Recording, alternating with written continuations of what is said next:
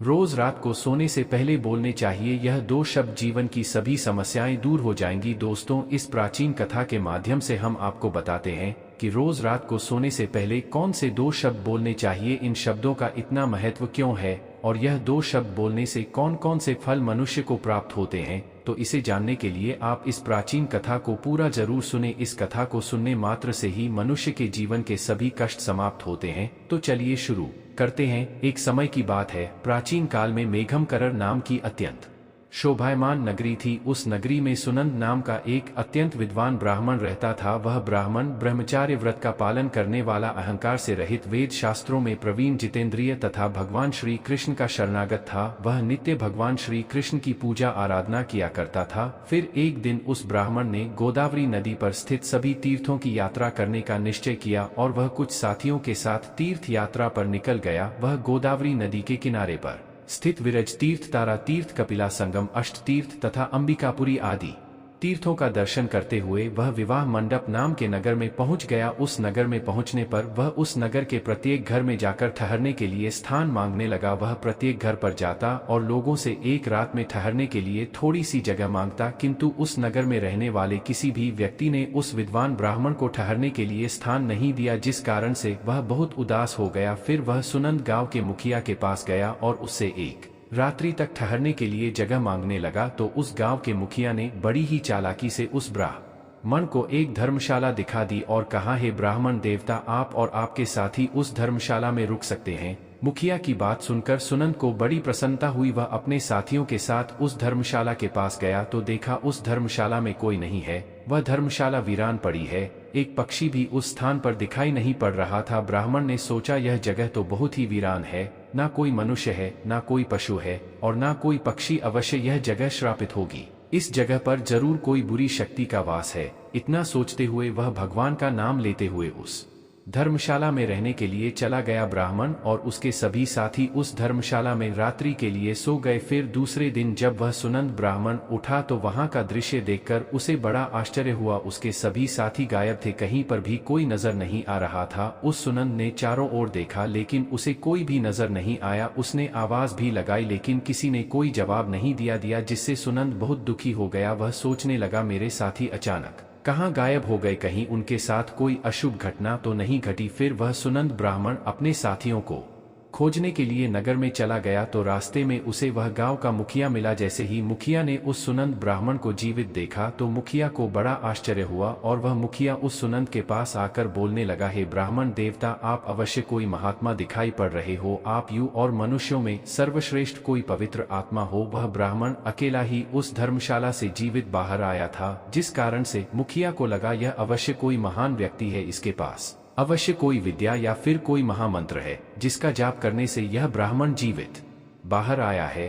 फिर मुखिया ने उस ब्राह्मण से प्रार्थना की और उसे अपने गांव में ठहरने के लिए मनाने लगा। हे ब्राह्मण देवता, जब तक आपके साथी नहीं मिल जाते आप हमारे साथ ही रुकिए, मैं आपकी सेवा करूंगा। ऐसा कहकर उस मुखिया ने उस ब्राह्मण को अपने घर में स्थान दिया और उसकी बड़ी सेवा करने लगा। फिर कुछ दिन बीतने के बाद वह मुखिया उस ब्राह्मण के पास रोता हुआ आ गया और कहने लगा, हे ब्राह्मण देवता, रक्षा करो, कल रात में एक राक्षस ने मेरे पुत्र को चबा लिया है। मेरा पुत्र बड़ा ही गुणवान और भक्तिमार्ग राक्षस, किस प्रकार से उस राक्षस ने तुम्हारे पुत्र का भक्षण किया है, तुम मुझे बताओ, वह राक्षस कहाँ रहता है, मैं अवश्य तुम्हारी सहायता करने का प्रयास करूंगा। वह मुखिया कहने लगा, हे ब्राह्मण देवता, इस नगर के पास जंगल में एक बड़ा भयंकर नरभक्षी राक्षस रहता है। वह रोज रात को आकर इस नगर के मनुष्यों को खा लिया करता था। फिर एक दिन समस्त नगरवासियों ने उस राक्षस से विनती की कि वह इस नगर के लोगों को ना खाएं, हम तुम्हारे लिए भोजन की व्यवस्था कर देते हैं। जो भी लोग बाहर से इस गांव में रुकने के लिए आते हैं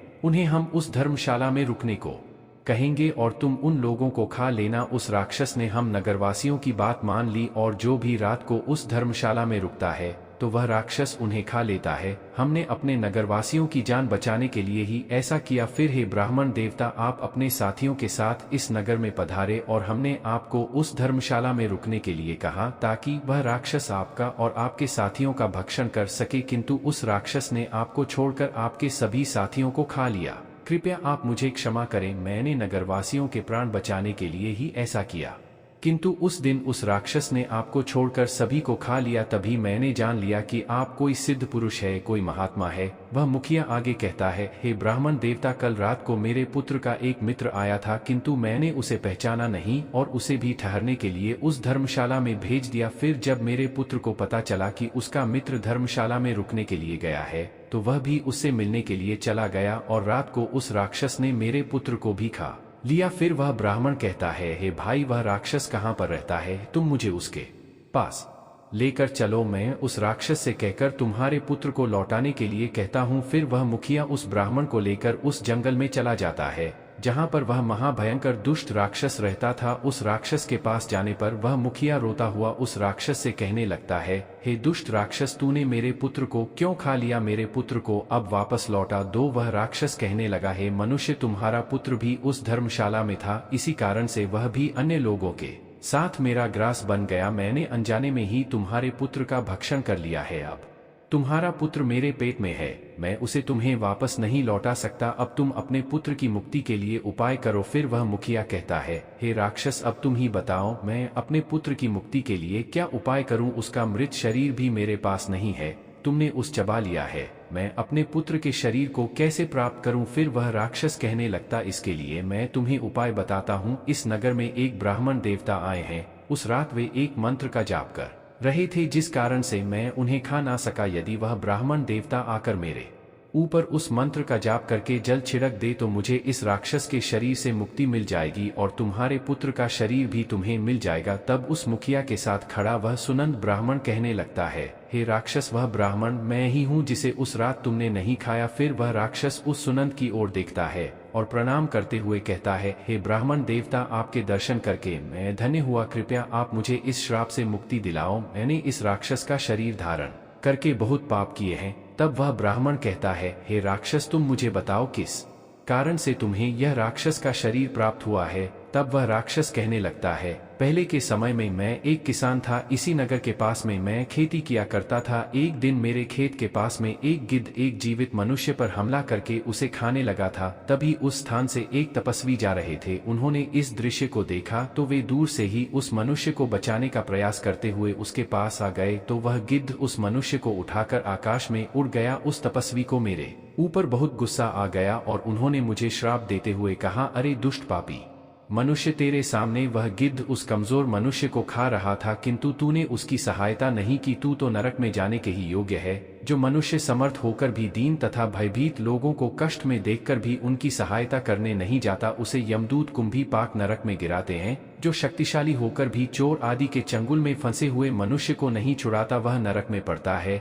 और दूसरे जन्म में भेड़िया बनता है। जो बाघ, सर्प, राक्षस, भूत, बेताल आदि के द्वारा घायल हुए मनुष्य की सहायता नहीं करता, उसे हत्या का ही पाप लगता है। अरे दुष्ट, तू उस मनुष्य की मदद कर सकता था, किंतु तूने नहीं की, इसीलिए तू भी महापाप ही है। इसीलिए मैं तुझे श्राप देता हूँ कि तू राक्षस हो जा। उस तपस्वी के द्वारा मुझे श्राप दिए जाने पर मैं बहुत घबरा गया और मैंने उन तपस्वी से क्षमा याचना की। मैंने कहा, हे तपस्वी, मेरा ध्यान खेत की रक्षा करने में था, इसीलिए मेरा ध्यान उस पर नहीं था। मैंने जानबूझकर ऐसा नहीं किया है, कृपया आप मुझे क्षमा करो। तब उस तपस्वी ने मुझे क्षमा कर दिया और कहा, जब कोई सिद्ध ब्राह्मण मंत्र का जाप करके तुम्हारे ऊपर जल छिड़क देगा, तब तुम्हें इस राक्षस के शरीर से मुक्ति मिलेगी। राक्षस के द्वारा इस प्रकार से कहने पर उस ब्राह्मण देवता को सारी बात समझ में आ गई और उस ब्राह्मण देवता ने अपने हाथ में जल लिया और उस दिव्य मंत्र का उच्चारण किया और वह जल उस राक्षस पर छिड़क दिया। शरीर पर जल पड़ते ही वह राक्षस जमीन पर गिर पड़ा और उसका शरीर उसी क्षण नष्ट हो गया और उसके अंदर से सभी मृत लोगों का शरीर बाहर पड़ा। उसमें उस मुखिया के बेटे का भी शरीर था। उस मंत्र के प्रभाव से उस राक्षस को और उसके पेट के अंदर के सभी मनुष्यों को एकदम से मुक्ति मिल गई और सभी दिव्य विमानों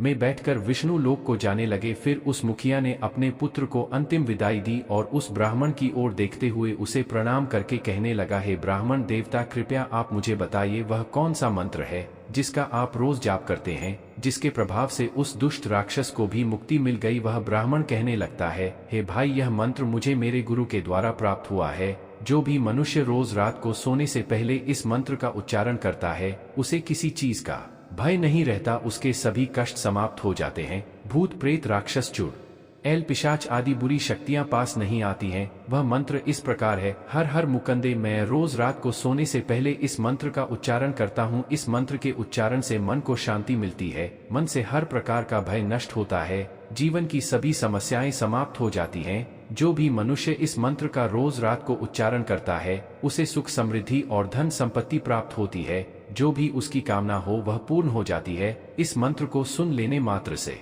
ही मनुष्य के पाप नष्ट हो जाते हैं। इसका जाप करने से जन्म जन्मों के पाप नष्ट होते हैं। इस प्रकार से उस ब्राह्मण ने उस मुखिया को वह अत्यंत चमत्कारिक मंत्र बताया और फिर वह मुखिया नित्य उस मंत्र का जाप करने लगा। तो दोस्तों, इस प्रकार से इस एक शक्तिशाली मंत्र के उच्चारण से उस ब्राह्मण को वह राक्षस भी खा ना सका। इस मंत्र के प्रभाव से उस राक्षस को भी मुक्ति मिल गई। आप भी रोज रात को सोने से पहले इस मंत्र का उच्चारण अवश्य करें। यह कथा आपको कैसी लगी कमेंट करके जरूर बताएं।